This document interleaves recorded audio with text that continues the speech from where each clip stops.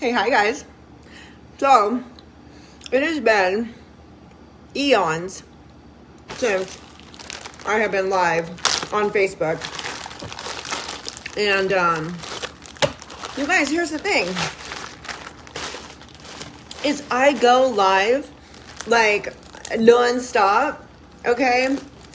I go live non-stop in my stories all day long, right? So I always think like I must be live all day long. Hey, here I am. Live on Facebook. You guys, I'm nervous. Why am I nervous to be live on Facebook? I'm not really wearing two patches. This one's from yesterday. I forgot to take it off. Olivia! You guys, something pretty significant happened on this day, 8 years ago. You know, let me tell you this. There is hope, okay? There is hope.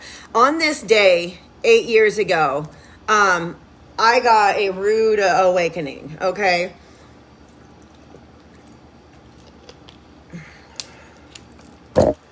On this day, 8 years ago, I got a knock on the door, and Michaela was in kindergarten, so 5, 6 years old, okay? And at this time in my life, I was playing on the wrong playground, let's just say. And I had 8 years clean from this playground, the methamphetamine playground. Okay, I had 8 years clean, okay? But at this point, this was May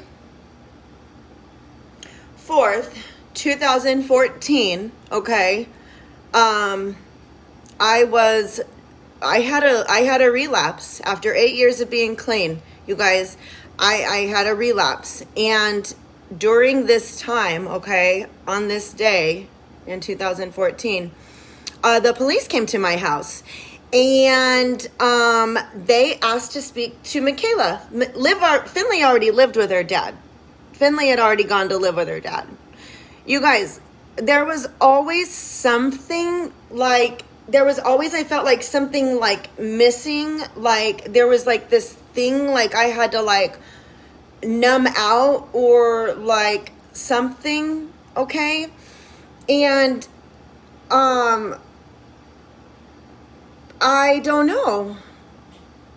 Drugs seemed to be the thing to do, right? I didn't know because something was wrong with me.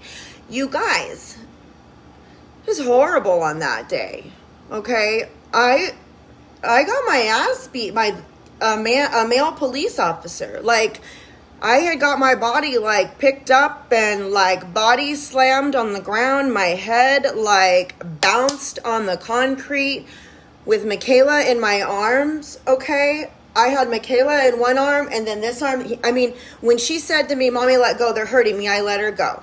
Okay. I let her go. And, you know, you guys, my nose itches. We are where we are in our life by the decisions that we have made or that we have allowed others to make for us. And you guys, in just taking extreme ownership of the situation, had I not been making bad choices in my life, that would have never happened, right? It could have been handled a lot differently. Okay, nobody deserves to be taken advantage of by the law enforcement like that. But, okay, I was not being my best self, okay? Michaela had grandparents that loved her a lot, okay? And they thought she was in danger, and that was the decision that was made, okay? Now, I didn't sit there and play like, oh, pitiful me, oh my gosh, oh. You guys, you know what I did? I figured out, like, this is not what I want. I always wanted to be a mom. I better figure this out, right? Like, I better figure this out, okay? Why is my battery dying? So you guys, I went and I got a psych evaluation and I was 34 years old. Okay. And turns out they said I was bipolar with a panic disorder without psychosis. That means like all the grandiose things that I say, like when I say I'm going to go fly off of a cliff or kill myself or do something so stupid. Like hey, Timberly, those are just things that like I would say, like maybe I wanted a hug or something, but hurt people. And like, we don't always mean the things that we say. And you know what? Like sometimes when we grow up, we really are grown-ups, but like we really have a child still inside of us. The child still inside of us that never healed, that never talked about their pain, that never said like, I just want my mom and dad to be proud of me. I just want my mom and dad to say that they're proud of me. Like but then we go on and we have kids and then we're supposed to be parents. We're supposed to be really good parents and we're trying to be really good parents. But at the same time, like we're like drowning and tired. And then like we're trying to numb this pain that we feel and we really don't know. And there's this whole racket that's, like happening. And we're in charge of keeping these little people alive. And we're trying to create good memories with them and we're trying to be our best. You guys, when I was using drugs, it wasn't like so much fun. That wasn't like the thing that I wanted to go be doing. Hiding in my garage while making my kids sit in the house and do whatever the hells they were doing while I was like hanging out in the garage when I live in the desert. Okay?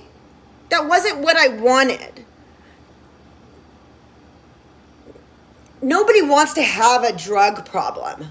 Nobody wants to be using drugs. Okay? And people that use drugs or have used drugs or just getting clean from drugs are not bad people. They're hurt people. They're not stupid either. They're not like this delicate little flower that needs to be coddled or enabled either. Don't be afraid to have tough conversations with people.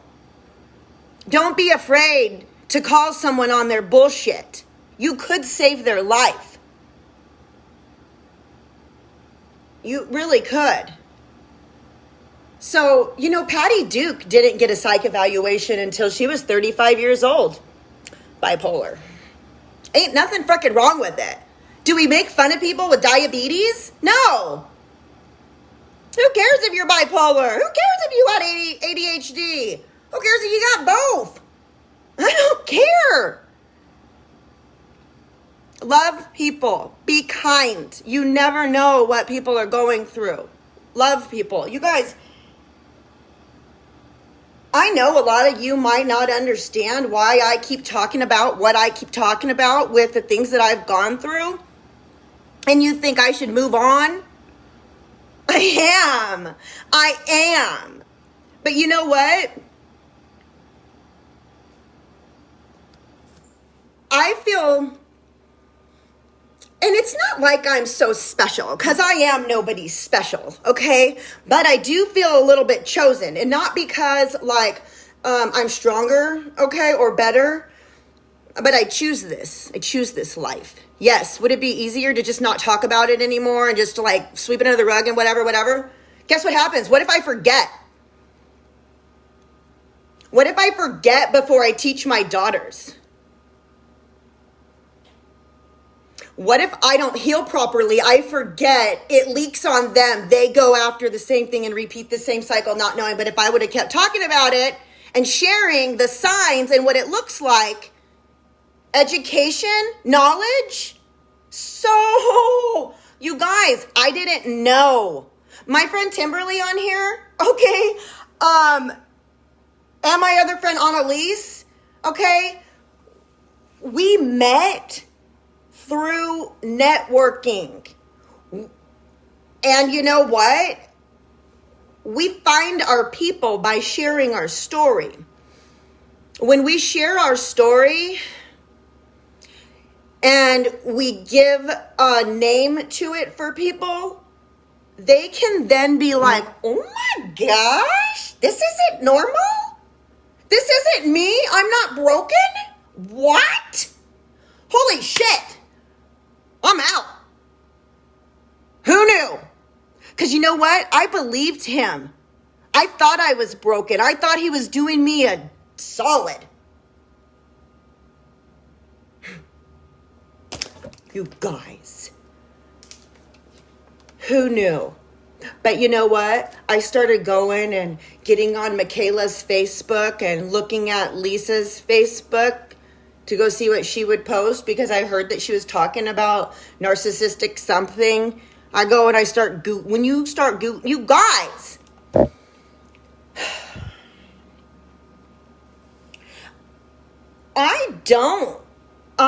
I'm not embarrassed of my story. I want you to know that. Excuse me, I'm not embarrassed of my story. I'm not ashamed of my story. I own my story. There is nothing that anybody could bring up about me, say about me, show about me, anything about me that I haven't already said about myself or wouldn't be willing to share.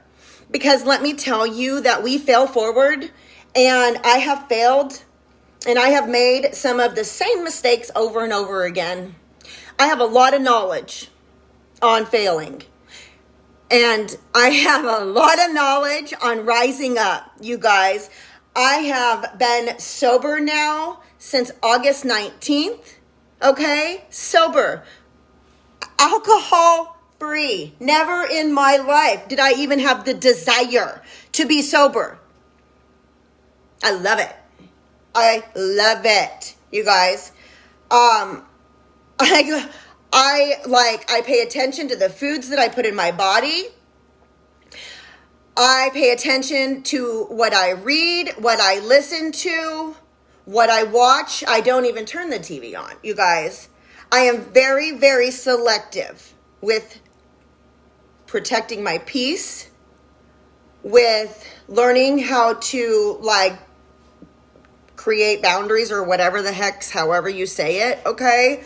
But I want to tell you that it doesn't matter how far down tomorrow's a new day. You can start tomorrow. You can't eat the whole elephant, but you can take a bite out of it. You know? You guys, these vitamins that I take, life-changing. Life-changing. Life-changing. When you are addicted to drugs and you're a recovering addict, you're always searching for something. You always want that high, you know? You want to feel that something alive. But drugs weren't making us feel alive. No, they were not. We thought they were, you know. You guys, I take these vitamins, this Thrive that I talk about all the time, okay? I don't think about wanting to do drugs ever. I feel amazing, and I get to have a positive influence on other people, and I get to help other people feel really, really good. All my friends from my hometown, if they would do this Thrive stuff with me, but they won't. I've been doing it for 5 years, you guys. Don't ever be discouraged when your friends, your close friends and family don't join you. It's okay. You don't need their approval, and they don't have to. And you don't need to talk them into it or be mad at them. It's their choice, okay? But the thing is, you guys, there's just so much. There's just so much. This Facebook thing that we have here, if I didn't have this platform, Instagram, there wouldn't be a way for me to share my story. There wouldn't be a way for me to speak my truth. There wouldn't be a way for me to break the silence unless I maybe stood on the corner of the street with a megaphone. I don't know. But I really believe that I am going to take full advantage of my platform. And you know that we have just passed the 1 year mark since I escaped. And we're going to be done here in like 2 seconds. And so a lot of things are going to be popping up. And I've done a lot of healing. And my mind has shifted a lot differently. So as these memories are popping up and I'm rereading them again from a different mindset because I am a different person than I was, I'm going to share that process and journey with you all because, you know, here's the thing. I am in these abuse recovery groups, and there are people in there that have been in there for 20, like, that have been, like, they broke free and escaped, like, 20-something years ago, and they're still in the racket of, like, sadness and victim. Listen, I'm going to leave you with this. Nobody is coming to save you. Do not die a victim. Do not die a victim. Nobody is coming to save you. Stop telling the same fucking story over and over and over again. You have a choice.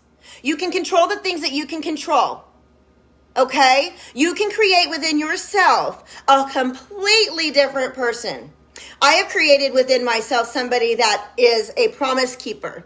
Somebody who has confidence, somebody who has grit, somebody who has discipline, somebody who does what they say they're going to do. Somebody that you can count on. I am a vault. What you tell me stays with me.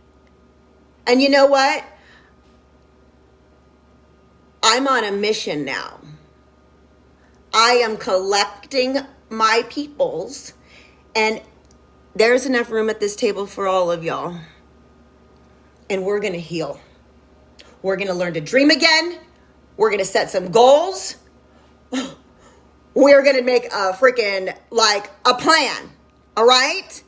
We're not going to sit around and wait around for some knight in shining armor to come fix it for us, because it ain't going to happen. You got to fix you. All right. Love you guys.